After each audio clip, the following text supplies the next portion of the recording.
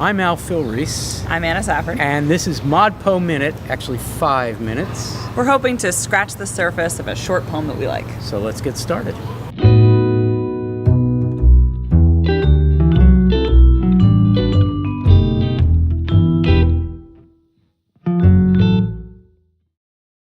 Well, I'm here with William J. Harris. Billy Joe, hi. Thanks for doing this with me. We've got a poem by Michael S. Harper called My Book on Trane. I wonder if you could read it, and then we'll talk about it. Sure. My Book on Trane. You lived or died on your instrument. You died or lived on your instrument. When we went to Japan, I prayed at the shrine for the war dead broken at Nagasaki. Does that poem end with a semicolon? It certainly does. I just noticed this on the reading. Yeah, why does it do it? I guess that's kind of getting to the end, but go ahead. I wasn't going to start there, but that's fine. I think it's a semicolon because it's an and it's going to go on. Yeah. Let's talk about the first two lines. Oh, I wanted to. We can, but I'd like to. The title? I'd like to start with the title. Yeah. My Book on Trane. We know what that means. Right, on John Coltrane. Mm-hmm. But it's called interesting. Dear John, Dear Coltrane, right. Harper's book. Right. But My Book on Trane. I wasn't thinking of that book. Referring to his own book? Yeah, I thought he was thinking of an auto, a group of essays he was writing. Mm-hmm. But it could easily be his own poetry. Yeah. Mm-hmm. Yeah. But my book on we have the peanut gallery out there. Let the record show that Al Young is in the room and he's tossing out lots of good ideas while having some of my cognac. So, whether it's a book of poems or whether it is a critical work, he's saying, this is my book on Trane, and you expect there to be something, directly about Trane. Well, this tiny little poem is either the book that's mentioned in the title, which would be ironic because it's a tiny little poem, or something else. But he gets the speaker, let's say Michael Harper, talks to Coltrane in those first two lines very quickly. What is he saying? Yeah, I wonder. Okay, powerful. What's he saying? Yeah, you lived or died on your instrument. You died or lived on your instrument. Or means both. Sometimes he played and he was living. Sometimes he played and he was dying. That's an interesting reading. Okay, you lived or died on your instrument. You died or lived on your instrument. Yeah, you could do it. You could do it either way. But I do think it's interesting that this book on Coltrane. You're thinking, it's going to be about Coltrane, and what it's going to be about is going to be about the saxophone, mm-hmm. And either way it goes, you lived or died, or you died or you lived. The instrument was absolutely central to Coltrane. Right. And Coltrane is absolutely central to Michael Harper, who, writes lots of poems about Coltrane and finds him this really, central artistic figure, and a figure that he would emulate. And it's serious business in that first. It really is. And something else. And it keeps referring to death. Right. Which, of course, is crucial in the Coltrane biography.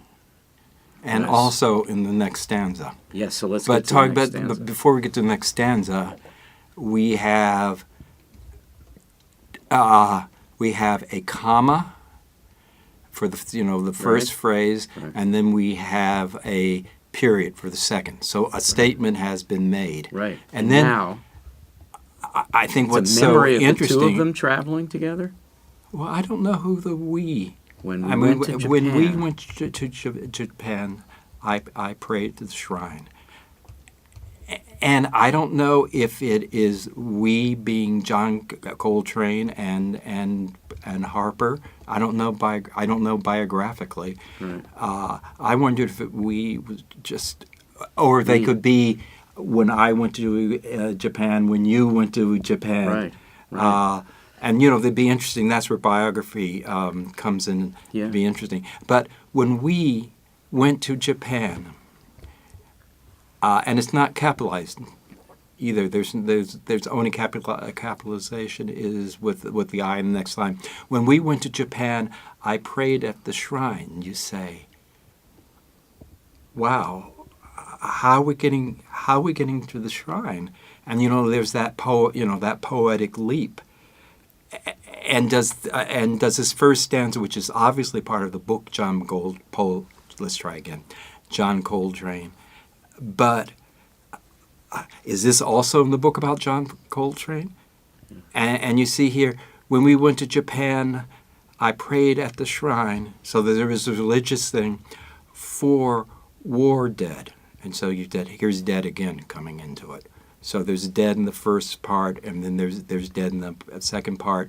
There's this sort of religious thing about I prayed at the shrine. But it's such an interesting term. I prayed at the shrine for the war dead, broken. And that word broken at Nagasaki. I didn't expect the word broken. I expected a word like destroyed. And I just find that interesting. The connection that he makes, and we have to tease it out, although we don't have a lot of time to do it, the connection between the dying along with the living of the music, of Coltrane's music, and the need for the speaker, let's say Harper, to take that sense of everything being at stake, in Coltrane's being and his art, to Japan, to go to the place where people died in the tens of thousands as a result of an American bomb. So we don't have a lot of time to do it. We got to figure out the connection. How can a poem go from honoring Coltrane as someone who left it all out on the field musically to this disaster, this mass death? Right, but one thing I do is I read poems over and over. When we went to Japan, I prayed at the shrine. And it's interesting that there's a shrine and that there is prayer, and you're tying back to, seems like to me, the music is a matter of prayer. Yeah. And it's a prayer. It's a prayer for broken people. It's a prayer for people who have been, lost, and I don't know if it's hundreds of thousands or how many. Billy Joe, go on. What if we, and this is the last thing we can do in the time we have, what if we see this as, in a way, a kind of short, poetic, angular elegy for Coltrane? Yeah. What a way to honor, and so emphasis on the died. You lived, we would normally say lived and died.